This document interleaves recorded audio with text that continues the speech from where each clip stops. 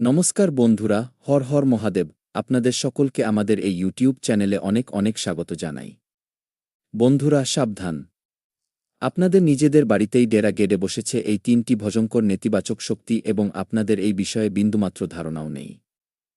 আপনারা অজান্তেই এই শক্তিগুলোকে নিজেদের হাতে লালন পালন করছেন এবং আপনাদের পুরো হাসিখুশি পরিবারকে ধ্বংসের আগুনে ঠেলে দিচ্ছেন। যদি সময়মতো আপনারা এই তিনটি শক্তিকে চিনতে না পারেন এবং এদের সংকেতগুলোকে অবহেলা করেন, তবে আপনাদের ভালোমতো জীবন দেখতে দেখতে নরকে পরিণত হবে। আপনাদের ঘরের সুখশান্তি পুরোপুরি নষ্ট হয়ে যাবে এবং আপনারা এক দানার জন্য মুখাপেক্ষী হয়ে পড়বেন।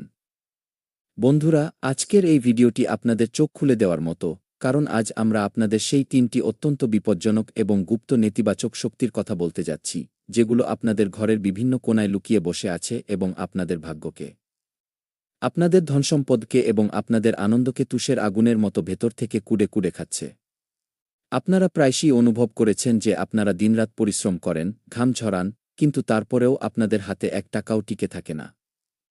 সর্বদা ঋণের বোঝা বাড়তে থাকে এবং ব্যবসা বা চাকরিতে লাগাতার ক্ষতি হতে থাকে।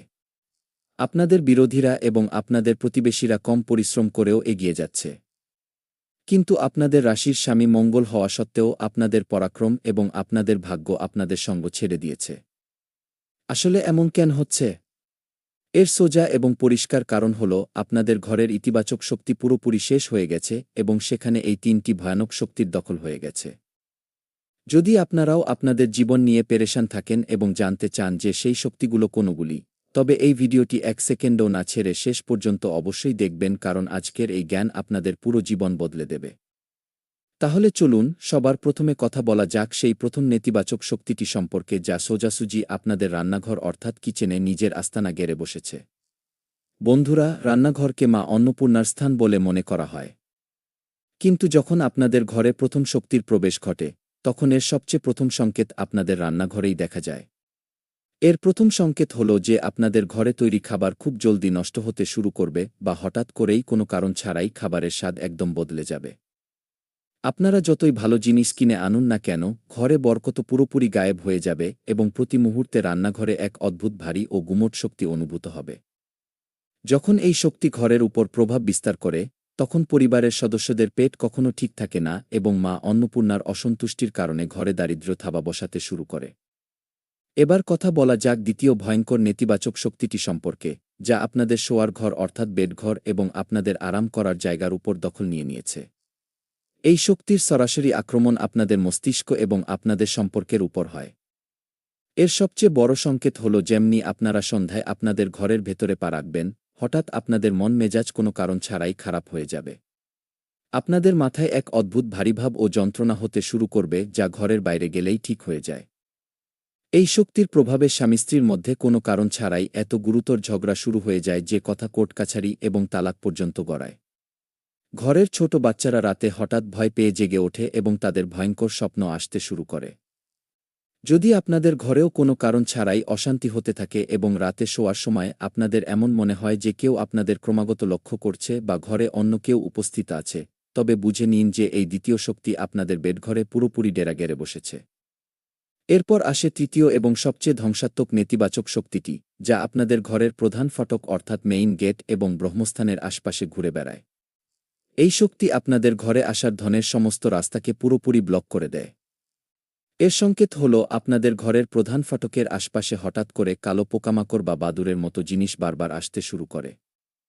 ঘরের দেওয়ালে কোনো স্যাঁতসেঁতে ভাব ছাড়াই হঠাৎ ফাটল ধরতে শুরু করে এবং ঘরের কোনো না কোনো দামি ইলেকট্রনিক জিনিস বা কলের জল হঠাৎ বারবার খারাপ হতে শুরু করে।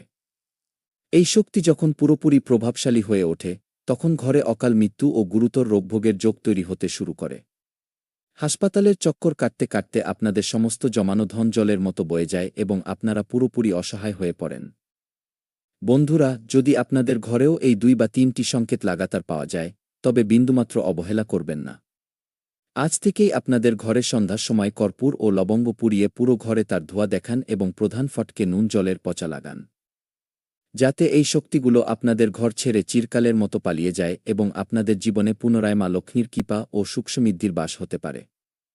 বন্ধুরা, যদি আপনারা এই শক্তিগুলোর জাল থেকে চিরকালের জন্য মুক্ত হতে চান এবং আপনাদের ঘরে সুখসমৃদ্ধি ফিরিয়ে আনতে চান, তবে আপনাদের অবিলম্বে কিছু বিশেষ পরিবর্তন করতে হবে। বন্ধুদের রাশিচক্রের স্বামী মঙ্গল, যা শক্তি এবং সাহসের প্রতীক। যখন ঘরে নেতিবাচকতা বৃদ্ধি পায়, তখন মঙ্গলের শুভ প্রভাব পুরোপুরি সমাপ্ত হয়ে যায় এবং ব্যক্তি পুরোপুরি হতাশ হয়ে পড়ে। তাই এই শক্তিগুলোকে ঘর থেকে বাইরে তাড়িয়ে দেওয়ার জন্য আপনাদের আগামী ৩ দিনের মধ্যে কিছু অত্যন্ত অব্যর্থ ও গুপ্ত উপায় করতে হবে। সবার প্রথম কাজ আপনাদের এটি করতে হবে যে মঙ্গলবার বা শনিবারের দিন সূর্যাস্তের ঠিক পরেই আপনাদের পুরো ঘরে গুগল ও লোবানের ধুনো দিন। এই ধুনোর গন্ধে ঘরের কোনায় লুকিয়ে থাকা সব ধরনের অশুভ শক্তি ছটফট করে বাইরে পালিয়ে যেতে বাধ্য হয়। এর সঙ্গে সঙ্গেই আপনাদের ঘরের ঈশান কোণ অর্থাৎ উত্তর পূর্ব কোণে একটি তামার পাত্রে পরিষ্কার জল ভরে রাখুন এবং তাতে ১ চিমটি হলুদ ফেলে দিন। এই জল ঘরের নেতিবাচক তরঙ্গগুলোকে নিজের মধ্যে শুষে নেয় এবং ইতিবাচক শক্তির সঞ্চার করে।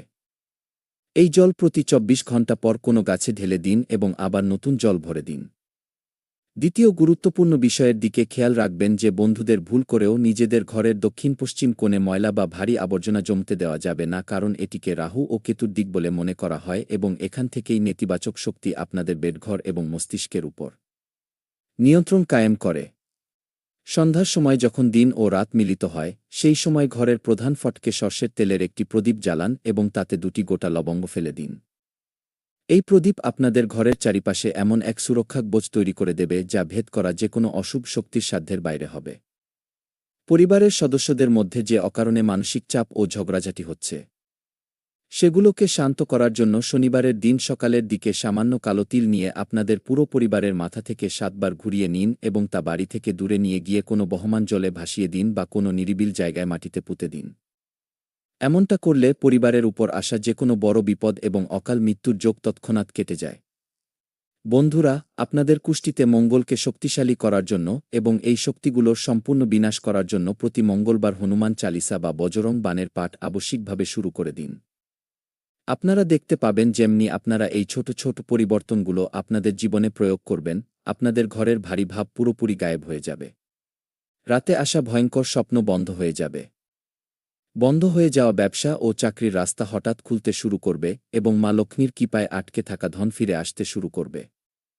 যদি আপনাদের মনে এই বিষয় নিয়ে কোনো শঙ্কা বা প্রশ্ন থাকে, তবে আপনারা আমাদের নিচে কমেন্ট বক্সে জিজ্ঞাসা করতে পারেন।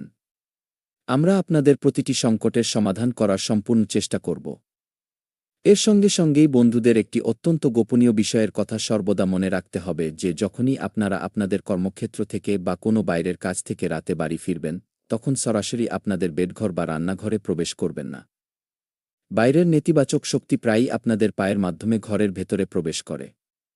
তাই বাড়িতে ঢোকার সঙ্গেই সবার প্রথমে নিজেদের হাত পা ভালো করে ধুয়ে নিন এবং তারপরেই ঘরের অন্যান্য জিনিস স্পর্শ করবেন।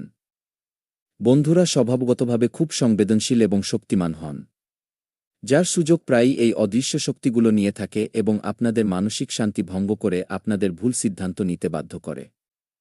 যদি গত কিছু সময় ধরে আপনাদের তৈরি হওয়া কাজ শেষ মুহূর্তে বিগড়ে যাচ্ছে বা টাকার অভাবের কারণে ঘরে প্রতি মুহূর্তে বিষাদের পরিবেশ বজায় থাকে, তবে বুঝে নিন যে আপনাদের ঘরের বাস্তুদোষ এই শক্তিগুলোকে আরও বেশি বল যোগাচ্ছে।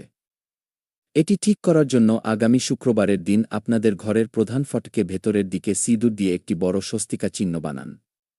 এই স্বস্তিকা আপনাদের ঘরে কেবল ইতিবাচক এবং শুভ শক্তিকেই প্রবেশ করতে দেবে এবং সব ধরনের কুদৃষ্টিকে সেখানেই আটকে দেবে। এছাড়া আপনাদের শোয়ার ঘরে একটি কাচের বাটিতে সামান্য নুন ভরে কোনো কোণে রেখে দিন এবং প্রতি ১৫ দিন পর এই নুন পরিবর্তন করতে থাকুন। এই উপায় আপনাদের বেডঘরে উপস্থিত সব ধরনের মানসিক অশান্তি এবং বৈবাহিক কলহ চিরকালের জন্য সমাপ্ত করে দেবে। বন্ধুরা মনে রাখবেন যে আপনাদের রাশির সরাসরি সম্পর্ক সাহস এবং বিজয়ের সঙ্গে। তাই এই শক্তিগুলো থেকে ভয় পাওয়ার বিন্দুমাত্র প্রয়োজন নেই। বরং সঠিক নিয়ম ও উপায়ের পালন করে এদের আপনাদের জীবন থেকে চিরকালের জন্য দূরে তাড়িয়ে দিতে হবে। যেমনি আপনারা এই উপায়গুলো সম্পূর্ণ ভক্তি সহকারে করবেন, আপনাদের ঘরে সুখের পরিবেশ ফিরে আসবে, রোগব্যাধি দূর হবে এবং আপনাদের আটকে থাকা উন্নতি আবার গতি ফিরে পাবে। এছাড়া বন্ধুদের নিজেদের ঘরের পুজোর স্থানটিকে নিয়েও একটি খুব বড় সতর্কতা অবলম্বন করতে হবে, কারণ অনেক সময় আমরা অজান্তেই পুজোর ঘরেই এমন কিছু ভুল করে ফেলি যার ফলে এই নেতিবাচক শক্তিগুলো আরও বেশি শক্তিশালী হয়ে ওঠে। যদি আপনাদের পুজোর ঘরে একই দেবীদেবতার ২টি মূর্তি সামনাসামনি রাখা থাকে বা সেখানে কোনো ভাঙা মূর্তি বা শুকনো মালা বহু সময় ধরে পড়ে থাকে, তবে আজই তা সম্মান সরিয়ে ফেলুন। বন্ধুদের জন্য ঘরের মন্দির সর্বদা পরিষ্কার পরিচ্ছন্ন এবং গোছানো থাকা অত্যন্ত জরুরি, কারণ এখান থেকেই আপনাদের জীবনের পুরো ইতিবাচক শক্তি চালিত হয়। যখন আপনারা আপনাদের মন্দিরকে দোষমুক্ত করে নেবেন, তখন আপনাদের ঘরে হনুমানজির কৃপার এমন এক সুরক্ষা কবচ তৈরি হবে যার সামনে কোনো নেতিবাচক শক্তি টিকতে পারবে না। এর পাশাপাশি একটি বিষয়ের বিশেষ খেয়াল রাখবেন যে কখনোই রাতের সময় রান্নাঘরে নোংরা বা ঝুঁটো বাসন ফেলে রেখে ঘুমোবেন না। সারা রাত সিঙ্কে পড়ে থাকা ঝুঁটো বাসন এই অদৃশ্য শক্তিগুলোকে সবচেয়ে বেশি আকৃষ্ট করে, যার ফলে ঘরে হঠাৎ আর্থিক সংকট ঘনীভূত হতে শুরু করে এবং ঋণের পরিস্থিতি তৈরি হয়। যদি আপনারা রাতেই রান্নাঘর পরিষ্কার করে ঘুমান, তবে মা লক্ষ্মী এবং মা অন্নপূর্ণার কৃপা আপনাদের ঘরে সর্বদা বজায় থাকবে এবং কখনোই অন্নধনের অভাব হবে না। বন্ধুরা, আপনাদের জীবনে আসা সংকটগুলোকে দূর করতে এবং ভাগ্যকে পুরোপুরি উজ্জ্বল করতে এই ছোট ছোট নিয়মগুলো অত্যন্ত চমৎকারী প্রমাণিত হবে। আগামী কিছুদিনের মধ্যেই আপনারা নিজে অনুভব করবেন যে কাজগুলো মাসের পর মাস আটকে ছিল তা হঠাৎ হতে শুরু করেছে। পরিবারের সদস্যদের স্বাস্থ্য ঠিক হতে শুরু করেছে এবং ঘরে এক অদ্ভুত শান্তি ও ইতিবাচকতার পরিবেশ তৈরি হয়ে গেছে। এই সমস্ত উপায়